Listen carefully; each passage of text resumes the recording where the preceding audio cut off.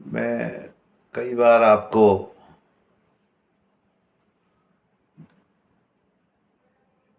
बार बार आपको ये जनाने का प्रयास करता हूँ कि इस अद्भुत भूल भुलैया को आप समझें। ये प्रकृति की अद्भुत भूल भुलैया है। ये भगवान की एक नुमाइश है। संसार भगवान की एक नुमाइश लगी हुई है। इसमें फिक्स एक आदमी के लिए सांसें मिली हैं। इन सांसों को आपको कैसे अपने जीवन में उतारना है, इसका प्रयोग करना है। देखो, दो तरह की ऊर्जा है, एक नेगेटिव, एक पॉजिटिव। पॉजिटिव अगर ऊर्जा में, मनुष्य के लिए पॉजिटिव ऊर्जा में जीना बहुत आवश्यक है। लेकिन समाज में जो जो अफरा तफरी चल रही है, ये जो इसमें हम बह गए हैं, पैसे के पीछे, ये धन के पीछे, सुख सुविधाओं के पीछे जो हम बटोरने में लगे हुए हैं, इससे ज़िंदगी खिसकती जा रही है। एक एक दिन करके रोज़ जो है काल के गाल में आदमी समा रहा है, लेकिन उसको ये होश नहीं है कि वो ये मनुष्य जीवन मिला, कितने बहुमूल्य जीवन, जिसकी कोई मूल्य नहीं है, जिसके लिए देवता भी तरसते हैं, ऐसा जीवन आपको मिला है। और उसमें भी आप इस जीवन को ऐसे ही पशुता की तरह, पक्षियों की तरह, इस तरह से ही हम इस जीवन को निकाल दें, समाप्त कर दें, ये कोई अक्लमंदी का बात नहीं। इसलिए जीवन को, जीवन की महत्ता को समझते हुए सबसे बड़ी बात है कि जीवन हमारा कैसे अलौकिक उसमें प्रवेश करें, हम जीवन की वास्तविकता को समझें। ये कठपुतली का आपने खेल देखा होगा। कठपुतली का जो खेल दिखाने वाला होता है, वो पीछे छुपा हुआ होता है। उसमें एक माँ बहुत ही महीन धागे से वो कठपुतलियों को नचाता है, और मतलब उसको दिखता नहीं है वो, लेकिन कठपुतलियों के खेल में ऐसा लगता है कि ये अपने आप ही सब कुछ कर रहे हैं। लेकिन सच ये है कि इसको इसको नचाने वाला कोई छुप के बैठा है। ठीक वैसे ही हमारे जीवन भी किसी और के हाथ है। वो ईश्वर जो है, जो इस सर्वनियंता है, उसके ऊपर, उसके हाथ में हमारी डोर है।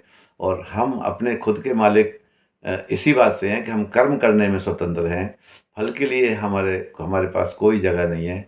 इसलिए कर्म आपके शुद्ध कैसे बने, कर्म आपके सद्गुणी कैसे बने, सतोगुण कैसे जीवन में बढ़े, कैसे मनुष्य जीवन मनुष्यता में जीने का बने, ये एक बहुत ही सोचने का और समझने का विषय है। इसको हम वैसे ही अपने समय को इस तरह से ही पास करते रहे, ऐसे ही चलते रहे, तो फिर एक दिन यहाँ से जीवन यहाँ से चला जाएगा, और फिर कुछ नहीं। फिर कितना कोई याद थोड़ी करता है। कोई कोई जब श्राद्ध आपका आएगा, तो एक दिन वो खीर पुए खाने को मिल जाएंगे, इसलिए वो ब्राह्मण भोजन हो गया और अपना हो गया, आप फिर ख़त्म खेल आपका।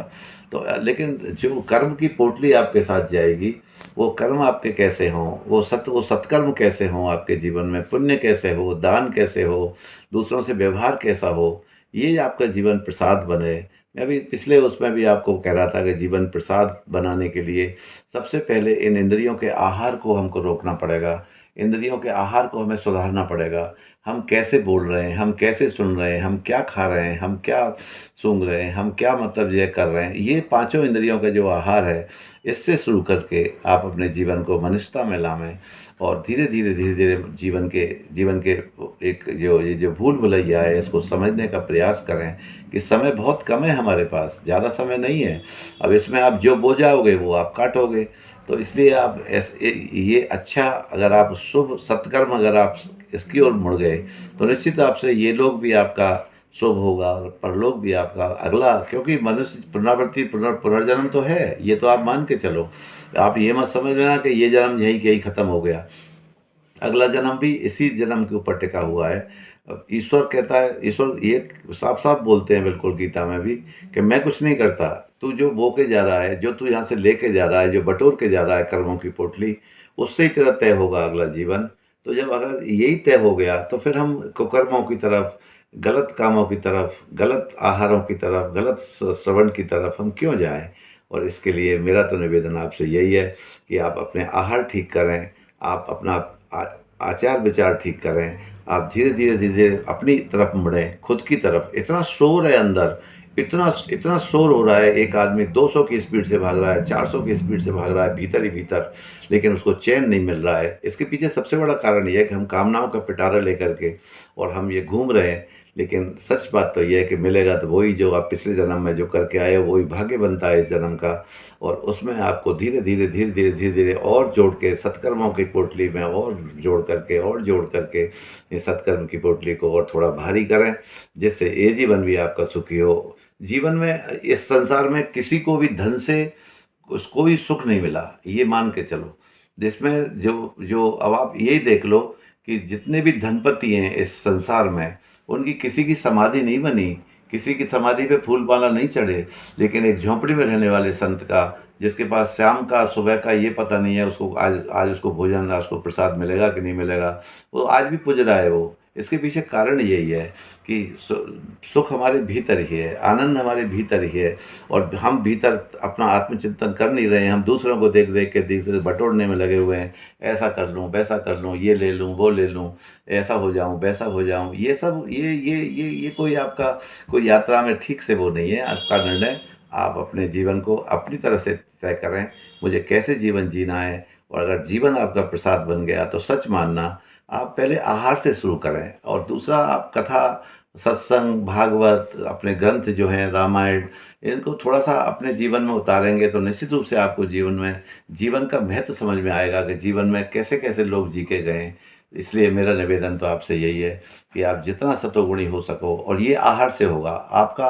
अगर कोई गृहिणी अगर अपने रसोई में आहार बना करके भगवान को समर्पित करके भोग लगा के अगर उसको फिर अपने परिवार में खिलाएगी परोसेगी, निश्चित मान के चलना कि उस परिवार में शांति, आनंद और सतयुग का पूरा पूरा एक आध्यात्मिक वातावरण रहेगा, अलौकिक वातावरण रहेगा।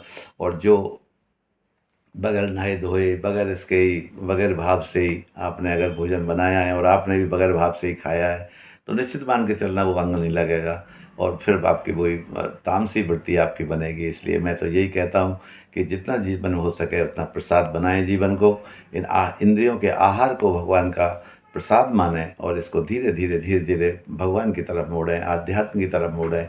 जितने आप मनुष्य जीवन को मनुष्यता के साथ जिएंगे, निश्चित मान के चलना आपका कल्याण ही कल्याण है। यही जीवन का सार है और यही सार्थकता है और यही हमारी इंटेलिजेंसी है, होशियारी है कि हम जीवन को दूसरों को दिखाने में लगे हैं। दूसरा कोई देखने को तैयार नहीं है, लेकिन फिर भी हम जन क्या बनना चाहते हैं, हमें खुद को ही नहीं पता कि हम क्या बनना चाहते हैं, हम क्या पाना चाहते हैं। बस बस चले जा रहे हैं, चले जा रहे हैं बगैर किसी तय करके। आप एक बार तय करो अपने जीवन को रुक करके कि मुझे जीना कैसे है।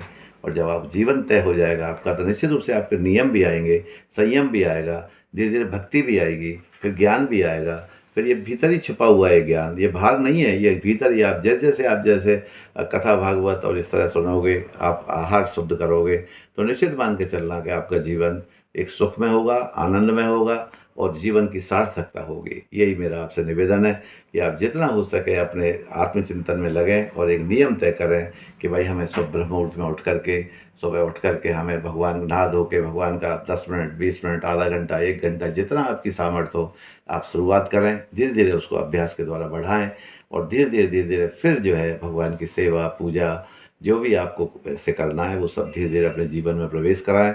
उससे मतलब जीवन आपका अलौकिक हो जाएगा, महक जाएगा आपका जीवन।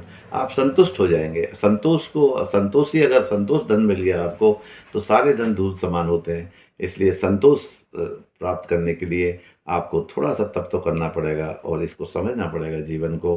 बस यही मेरी आपसे प्रार्थना है कि आप धीरे धीरे अपने जीवन को सतोगुणी बनाएं, सद्गुणों में सत्कर्म करें, उससे सतोगुणी होगा। और सतोगुणी जब होगा आपका जीवन, तो आप अपने आप में ही अंदर से ही आप संतुष्ट और तृप्त होने का एक वो करेंगे और महसूस करेंगे आप। और धीरे धीरे मनुष्यता में, ये मनुष्य होने का आपको एक गर्व होगा कि नहीं, मैं चाहे गरीब हुआ, चाहे अमीर हुआ, चाहे किसी के बराबरी मुझे नहीं मिला, चाहे कम मिला, ज़्यादा मिला, ये सारे सब सवाल जो है वो विदा होने लगते हैं। वो ये कहता है कि जो भगवान ने मुझे दिया है उसी में मैं संतुष्ट हूँ और वही मेरे जीवन का लक्ष्य है। इसलिए भैया अपना आत्मचिंतन जरूर करना और आत्मचिंतन करके ये देखना कि हम कर क्या रहे हैं, हम किसके लिए कर रहे हैं। और जिसके पास बहुत कुछ है वो भी दौड़ रहा है, जिसके पास कुछ नहीं है वो भी दौड़ रहा है। समझ में नहीं आ रहा है भगवान, ये दौड़ ही दौड़, दौड़ ही दौड़, और कितने लोग चले गए दौड़ दौड़ में, लेकिन कोई तय नहीं कर पाया कि जीवन जीना कैसे चाहिए। इसलिए मेरा निवेदन तो यही है कि आप जो है इस जीवन की महत्ता को समझें और जीवन को सुखमय बनाएं। धन्यवाद।